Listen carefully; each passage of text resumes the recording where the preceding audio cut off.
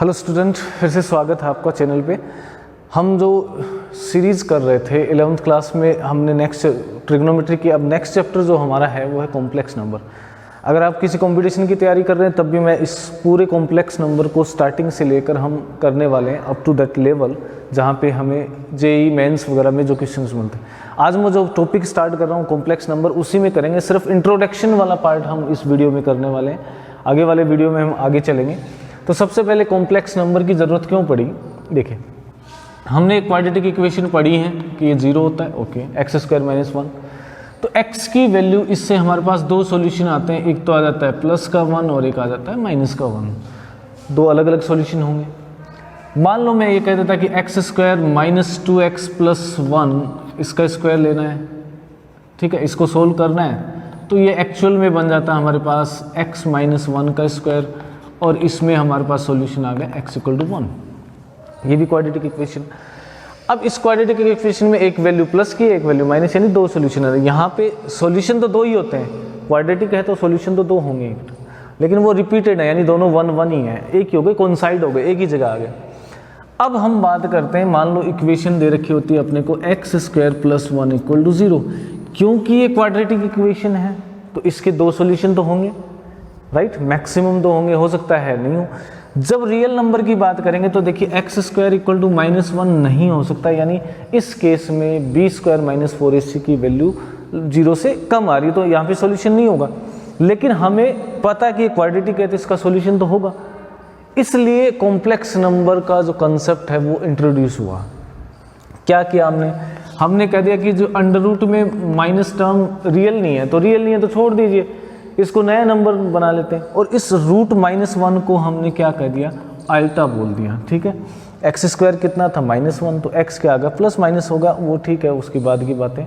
दो प्लस का भी हो सकता है, माइनस का, लेकिन इस -1 को अंडर रूट में जो टर्म बोला कि माइनस अगर साइन है अंडर रूट में, 1 का मतलब कोई भी साइन हो सकता है किसी भी नंबर के, तो वाइट आ गया। जैसे मैं मान लेता x = लिख देता मैं -2, राइट, तो इसका मतलब क्या है, आइटा, और नेगेटिव साइन के लिए आइटा बाहर आ गया और ये √2 हो गया, बस नेगेटिव आइटा √2 हो गया। तो ये हो गया कंसेप्ट। अब देखिए, कॉम्प्लेक्स नंबर ऐसा तो है नहीं, जैसे हमने रेशनल नंबर भी पढ़े, इरेशनल भी पढ़े, तो हम इरेशनल नंबर को ऐसे भी लिखते थे 3 + √5, दोनों मिला के क्या हो रहे हैं, इरेशनल नंबर हो रहे हैं। यहाँ पे भी वही है कि इसमें आइटा हो ये ज़रूरी नहीं है हमेशा। मान लो हम कहते हैं कि रियल नंबर्स के साथ क्या कर सकते हैं, क्या ऐड कर सकते हैं, बिल्कुल कर सकते हैं। जब मैं ये लिखता हूँ 3 + आइटा √2 या 2 - आइटा ही लिख दिया सिर्फ, तो अब ये देखिए, ये सब रियल नंबर्स हैं, और ये कॉम्प्लेक्स नंबर है, ये रियल है, ये कॉम्प्लेक्स है। यानी इसमें कॉम्प्लेक्स नंबर को जब हम रिप्रेजेंट करेंगे तो दो पार्ट बना लिए हमने। यहाँ पे एक रियल नंबर हो जाएगा, प्लस और माइनस में उसमें कॉम्प्लेक्स होगा, टोटल वो नंबर क्या होगा, कॉम्प्लेक्स। तो कॉम्प्लेक्स नंबर एक्चुअली में स्टैंडर्ड फॉर्म में लिखते हैं हम आइटा b। जो आइटा है, जिसमें हमें पता अंडर रूट का -1 इन्वॉल्व है, वो हमारा क्या है, अंडर रूट में -1 है। वो जो पार्ट है इसको हम बोलते हैं, z से जनरली डिनोट करते हैं, ये हमारा क्या होगा, रियल पार्ट ऑफ z बोलते हैं। और b को, आइटा का नहीं, आइटा सिर्फ किसके लिए है कि माइनस में अंडर रूट है उसके साथ है, यानी वो रियल नंबर नहीं है, इसको बोलते हैं हम imaginary part of z। Real part हो गया, इमेजिनरी पार्ट हो गया। अब आगे चलते हैं। देखिए, जब हम कॉम्प्लेक्स नंबर की बात करेंगे, वो रियल नंबर इमेजिनरी पार्ट हो गया, आइटा के साथ जो भी आएगा, दो नंबर्स को ऐड कर सकते हैं, जैसे नॉर्मली हम ऐड करेंगे वैसे ही ऐड होता है, कम्यूटेटिव होता है, एसोसिएटिव होता है, सारी प्रॉपर्टी होती है। सबसे पहले हम क्वेश्चन सोल्व करते हैं जिसमें आइटास की पावर्स क्या क्या हो, ठीक है। आइटा की पावर्स को सोल्व करते हैं, पावर्स ऑफ आइटा, ताकि इसका भी हमें थोड़ा सा आइडिया होना चाहिए। हमने अभी लिखा कि आइटा का मतलब क्या है, -1 का अंडर रूट है। अगर मैं आइटा का स्क्वायर करूँगा तो क्या आ जाएगा, -1 आ जाएगा, ठीक है। अगर आइटा की पावर 3 लिखूँ तो इसका मतलब क्या लिख सकता हूँ, आइटा × आइटा² आइटा लिख दिया, आइटा स्क्वायर -1 हो गया, इंटू आइटा, यानी ये क्या आ जाएगा, -आइटा आ जाता है, आइटा की पावर 3। और आइटा की पावर 4 लिख दूँ मैं तो ये बन जाएगा आपके पास आइटा स्क्वायर का स्क्वायर, और आइटा स्क्वायर को -1 का स्क्वायर, यानी क्या बन जाएगा, 1 आ जाएगा। तो सिंपल सी चीज़ है कि आइटा की वैल्यू -√। तो देखिए, अब हमें आइटा की पावर्स जहाँ पे भी सोल्व करनी हो तो हम क्या करेंगे, आइटा पावर 4 को यूज़ करेंगे क्योंकि उसकी वैल्यू क्या होती है, 1 होती है। जैसे मान लो आपको ये पूछा हो कि आइटा पावर 237 की वैल्यू क्या होगी, सोचना ही नहीं है ज़्यादा। क्या करूँ मैं, 4 से डिवाइड कर देता हूँ तो ये क्या बनेगा, देखिए 4 इंटू, ओके 337 को 4 से डिवाइड करते हूँ, 4 इंटू 6 सॉरी 5 जा 26 दैट 9 जा 36 और क्या बचेगा, प्लस का 1 बच जाएगा। ठीक है जी, कोई प्रॉब्लम नहीं है हमें। तो इससे क्या आया, देखिए आइटा, इसको मैं लिख सकता हूँ आइटा पावर 4, ये वाला टर्म तो हमेशा 1 ही बनना है। कैसे बनना है, देखिए आइटा पावर 4 पावर 59 और इनटू में क्या आ जाएगा, आइटा पावर 1 यानी प्लस में हुआ ना पावर, तो इसको आइटा 1 लिख दिया। ये क्या बन जाएगा, ये 1 होता है, इसकी पावर कुछ भी लिखो 1 इंटू आइटा यानी इसकी वैल्यू आइटा आ जाएगी। सिंपल केस है। कई बार हमें क्वेश्चन और दे देते हैं, मान लो ये दे दिया आपको iota power 1 plus 3 plus 5 plus 7 plus 2n minus 1, यानी आइटा पे पावर ये है, इसकी वैल्यू फाइंड करनी है आपको। तो ये ठीक है जी, 1 प्लस 2 प्लस 3 प्लस 5 यानी n टर्म्स तक क्या है, ओड नंबर है। और ओड नंबर का सम जो होता है, फर्स्ट n ओड नंबर का सम होता है वो n स्क्वायर होता है। या आप ऐसे भी निकाल सकते हो, ये AP है जिसका फर्स्ट टर्म 1 है, कॉमन डिफरेंस 2 है, आपको मिल जाएगा। और ये बन जाएगा आइटा पावर, ये हमेशा होता है n स्क्वायर। ओके, इस n स्क्वायर को मैं क्या लिख सकता हूँ, iota power 2 power n power n लिख दो। अब देखिए n पावर n या n स्क्वायर लिखा तो ये जो नंबर आएगा, मान लो आपको जो भी नंबर दे रखा था उसके अकॉर्डिंग हमें इसको सोल्व कर सकते हैं। अगर मान लो ये n स्क्वायर है, मान लो n स्क्वायर क्या हो, मल्टीपल ऑफ 4 हो तो ये 1 आ जाएगा। ठीक है, जो भी वैल्यू होगी उसके अकॉर्डिंग इसकी वैल्यू आती जाएगी। आइटा की पावर मान लो आपको कहाँ तक सम दे रखा हो, 20 तक दे रखा है, तो 20 फर्स्ट 20 और नंबर है तो 20 का स्क्वायर 400 आ जाएगा, यानी इसकी वैल्यू 1 आ जाएगी। अगर 400 नहीं दे रखा आपको और कुछ वैल्यू दे रखी है, मान लो 21 का स्क्वायर है तो उस पर, तो ये डिपेंड करेगा कि n कितना है, कितने और टर्म्स को हम ऐड कर रहे हैं। ऐसे ही मान लो एक क्वेश्चन और लिखता हूँ मैं, आइटा पावर 230 232 234, ओके, और भी हो सकते हैं। अपॉन में दे रखा है आपको iota power 232 iota power 234 iota power 236। अब देखिए आपको वैल्यू निकालनी है इस टर्म की, तो ये टर्म क्या होगा, सिंपल सा केस है।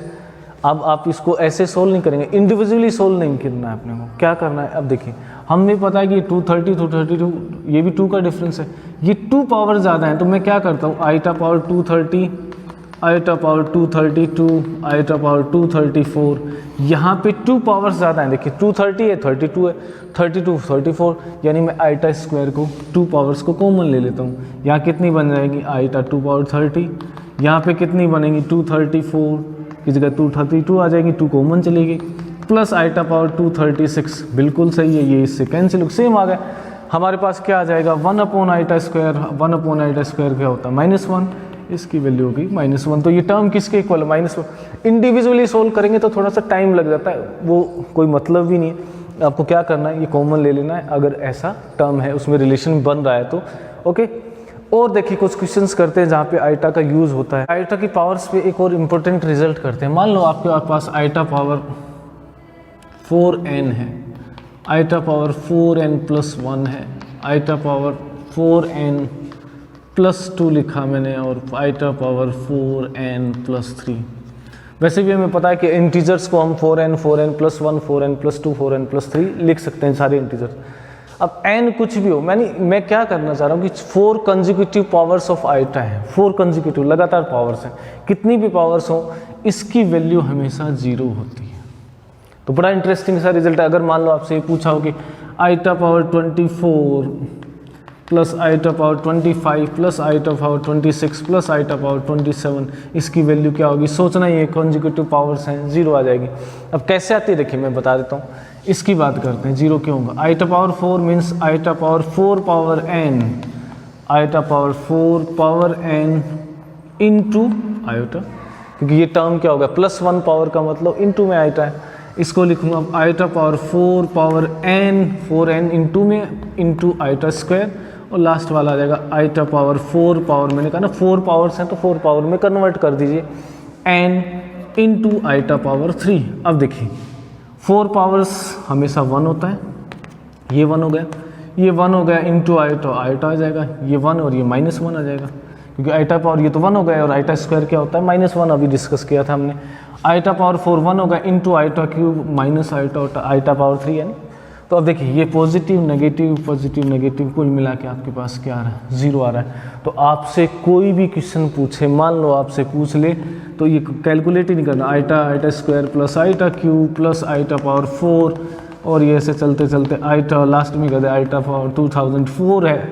तो भैया क्या बन रहे हैं 1 2 3 4, 1 2 3 4 देखिए वही बन रहा है, राइट। तो इसका मतलब इन 4 की वैल्यू क्या होगी, 0 होगी, फिर नेक्स्ट 4 की 0 होगी, यानी 4 4 के पेयर बन रहे हैं, क्योंकि ये पूरा टर्म 2004 तक 4 से डिवाइड हो रहा है। तो ऐसे बनते बनते 4 4 के टर्म्स 0, यानी आंसर इस केस में क्या आएगा, 0 आएगा। अगर आईटा पावर 2005 दे देता, मान लो एक पावर बच जाएगी उसमें, यानी उस केस में आईटा आ जाएगा, जितने टर्म बचते हैं। ये होता है ना, अगर आईटा पावर 2005 तक, तो 4 तक तो डिवाइड हो रहा है, कंजिक्यूटिव 4 4 के पेयर बन रहे हैं। नेक्स्ट आईटा पावर 2005 यानी एक आईटा बच जाएगा, उस केस में वो प्लस आईटा आंसर आ जाएगा। मान लीजिए आपको इस टर्म को a plus iota B form में लिखना, और जब भी आप देखिए कॉम्प्लेक्स नंबर सॉल्व करते हैं तो हमेशा जो अपना फॉर्म होगा वो a प्लस आईटा बी होगा। डिनोमिनेटर में आईटा नहीं रखते हैं, इसके लिए रेशनलाइजेशन कर देते हैं डिनोमिनेटर को। रेशनलाइजेशन यानी इसके कॉन्जुगेट से इंटू करते हैं, वो पहले भी हमने पढ़ा है, कॉन्जुगेट के बारे में और पढ़ेंगे। कॉन्जुगेट यानी आईटा का साइन चेंज कर दिया डिनोमिनेटर में, इससे इंटू कर दिया, इसी से डिवाइड कर दिया हमने टर्म को। तो इससे क्या बन जाएगा, देखिए 20, सिंपल सा कर रहा हूँ, 20 ये इससे हो जाएगा 16 आईटा माइनस 25 आईटा और प्लस माइनस का 20 आईटा स्क्वायर लिख देता हूँ एक बार, प्लस 20 डायरेक्ट नहीं लिख रहा हूँ, डिवाइडेड बाय देखिए a plus B A minus B, यानी 4 का स्क्वायर आ जाएगा minus 5 square iota square as it is लिखेंगे। अब देखिए आईटा स्क्वायर की वैल्यू -1 होती है, हमने पढ़ा है अभी। तो आईटा स्क्वायर की अगर वैल्यू -1 है तो मैं इसको क्या कर दूंगा, +1 हो जाएगा 20, और प्लस का 20 यानी आ गया 40, ये माइनस कर देंगे तो 9 आईटा, अपोन में क्या आ रहा है देखिए फिर से 16, ये आईटा स्क्वायर -1 था, एक माइनस पहले से, प्लस 25, यानी मेरे पास आ गया 40 अपॉन 41 माइनस 9 अपॉन 41 आईटा। अब ये जो फॉर्म है ना वो a plus iota B form में है, और जब भी कॉम्प्लेक्स नंबर से रिलेटेड हम क्वेश्चंस करते हैं वो a plus iota B form में होना चाहिए, नहीं है तो बना लेते हैं। तो इस वीडियो में हमने डिस्कस किया कि आईटा की पावर कैसे सोल्व करते हैं। कॉम्प्लेक्स नंबर है वो हमेशा इस फॉर्म में होना चाहिए, राइट। नेक्स्ट वीडियो में हम डिस्कस करेंगे कि स्क्वायर रूट कैसे निकालते हैं आईटा का।